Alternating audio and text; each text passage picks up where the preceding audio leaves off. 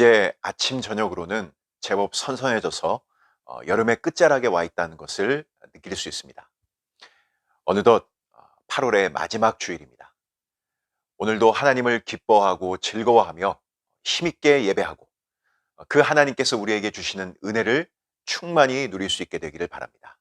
그리고 그 힘으로 8월을 잘 마무리하고 새로운 달 9월을 시작할 수 있으면 좋겠습니다. 그럼 오늘 10분 사묵자 시작하겠습니다. 사무엘상 13장의 말씀으로 들어왔습니다. 앞선 12장에서 이스라엘이 왕을 요구한 것이 얼마나 큰 죄인지를 확인했습니다. 그런데 이스라엘 백성들이 그렇게 왕을 요구한 현실적인 이유 중 하나가 있다면 바로 블레셋과의 전쟁을 이기기 위함이라고 보아도 좋습니다. 블레셋은 이스라엘과 가장 가까이에 인접해 있으면서 늘 두 나라 사이에 전쟁이 끊이지 않았습니다. 이제 오늘 본문도 우리에게 그에 관한 내용을 소개해 줍니다. 1절과 2절을 보시면 사울이 왕이 된 후에 이스라엘 백성 중에서 3,000명을 택해서 상비군을 둔 것을 보게 됩니다. 그 중에서 2,000명은 자기 수하에 두어서 함께 움직이게 하고 나머지 1,000명은 아들 요나단에게 맡겨서 기브아를 방어하도록 합니다. 3절을 보면 요나단이 게바에 있는 블레셋을 공격했다라고 소개를 하고 있는데 기브아와 게바는 거리상으로 약 5km 정도가 떨어진 매우 가까운 곳에 위치해 있습니다. 사울의 입장에서는 언제나 블레셋이 위협적인 존재였고 그래서 이들을 몰아내지 않으면 자신의 왕정을 견고히 세울 수 없다고 판단을 해서 아들로 하여금 아마도 선제 공격을 하게 한 것으로 보입니다. 그리고 이어지는 말씀을 보게 되면 이제 블레셋과의 전면전을 위해서 군사를 모집합니다. 물론 블레셋도 가만히 보고 있을 수만 없기 때문에 군사를 동원하게 되는 것을 우리가 확인할 수 있습니다. 그런데 문제는 블레셋 군대가 너무 막강했다는 겁니다. 5절 말씀에 어느 정도의 군사력인지를 확인해 볼 수 있는데 병거가 3만이고 마병이 6천으로 나옵니다. 거기에 더해 백성은 해변의 모래처럼 많았다라고 소개합니다. 이것을 오늘날 우리식으로 바꿔 표현을 한다면 육군끼리 각 나라의 육군끼리 지상전을 벌이는데 상대편의 전력이 탱크가 3만 대 정도를 몰고 나온 것과 같습니다. 어마어마한 숫자죠. 블레셋 사람들이 이 군대를 믹마스에 집결시킵니다. 이 믹마스와 기브아와는 불과 8, 9km 정도밖에 떨어진 매우 가까운 지역입니다. 절대적 군사력의 우위를 점한 블레셋이 이제 이스라엘 진영 매우 가까이에 진격해 들어오고 있는 그러한 상황인 것입니다. 이에 대한 이스라엘 백성들의 반응이 어땠을까요? 6절과 7절에서 우리는 그것을 확인할 수 있는데 단단히 겁을 집어먹고 있고 그래서 숨기에 바빴다는 것을 알 수 있습니다. 숨을 곳을 찾지 못한 사람들은 강 건너편으로까지 도망을 합니다. 그리고 길갈에 머문 사울과 그를 따르던 군사들의 상태를 딱 한 문장으로 정리하고 있죠. 모든 백성은 떨더라. 이들이 얼마나 겁을 집어먹고 있는지를 이 문장을 통해 우리가 확인할 수 있습니다.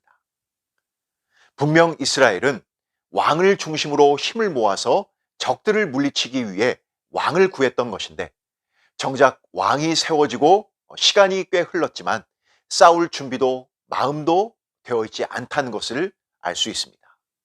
이유는 한 가지입니다. 적들이 너무 강하기 때문입니다. 그러나 이 문제에 대해서 이미 하나님께서 신명기에서 대원칙을 명확히 세워주셨습니다. 너희의 구원이 왕에게 있지도 않고 병마의 힘과 그의 많고 적음에 있지도 않다라는 것입니다. 구원은 언제나 하나님으로부터 나온다는 것을 밝혀주십니다. 지금 이스라엘 백성들은 하나님의 이 말씀을 전혀 기억하지 못하고 있는 것입니다.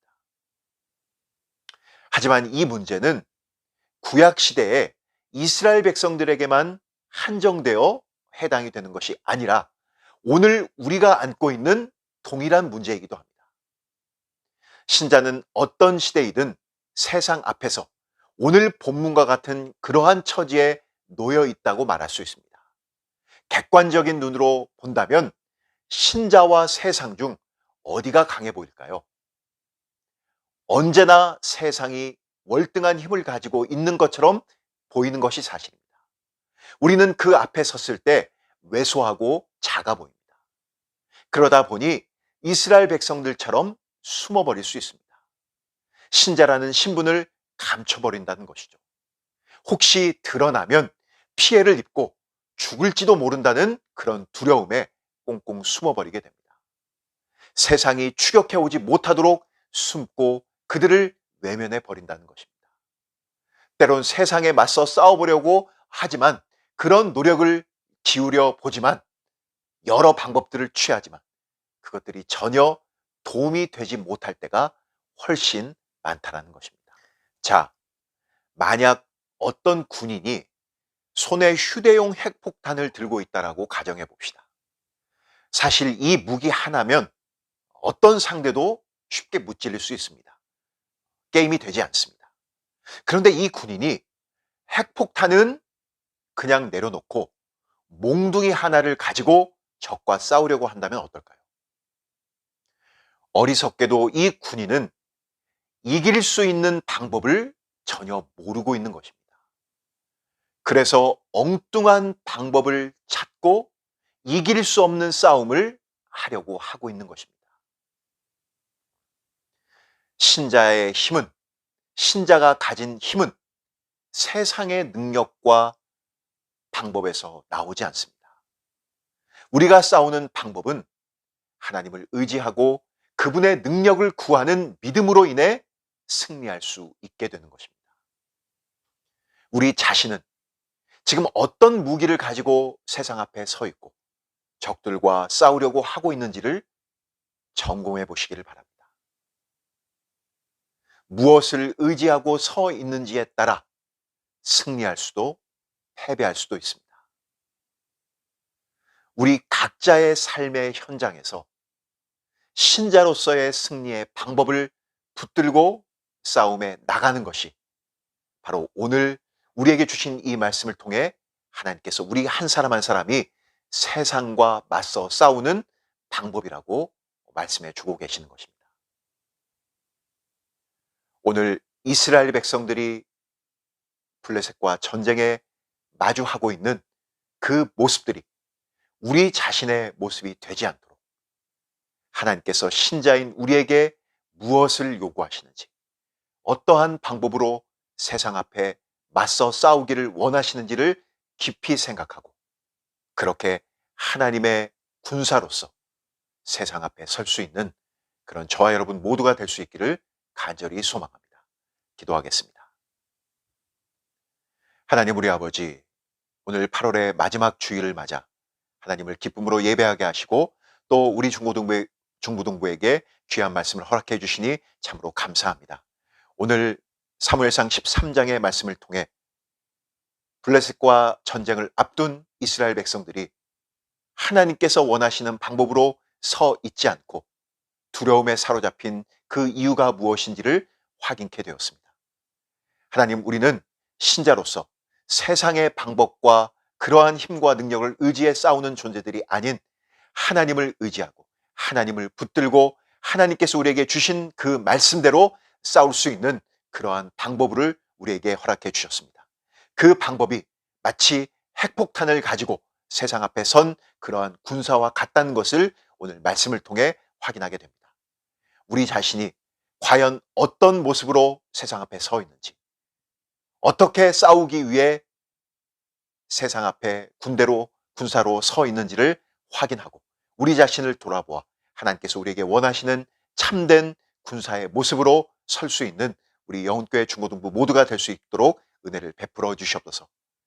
혹 우리가 이스라엘 백성들이 저지른 어리석음과 같은 모습으로 살아가고 있지 않는지를 돌아보게 하시고 우리의 연약함과 또 무지함이 있다면 돌이켜 마땅히 하나님께서 우리에게 원하시는 그러한 모습으로 이 세상 앞에 서 있고 하나님의 군사로 설 수 있는 우리 모두가 될 수 있도록 은혜 베풀어 주시옵소서.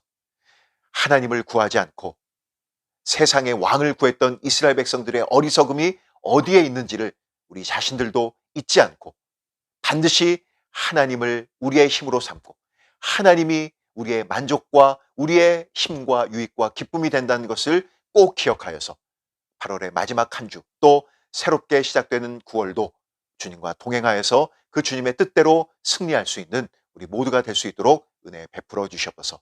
코로나의 어려움과 또 세상의 여러 많은 환경적인 어려움 가운데서도 쉽게 물러서지 않고 하나님과 동행하며 그 하나님께서 우리에게 주시는 힘으로 승리할 수 있는 우리 모두가 될 수 있도록 은혜 베풀어 주시옵소서. 감사드리며 예수님의 이름으로 기도드립니다. 아멘.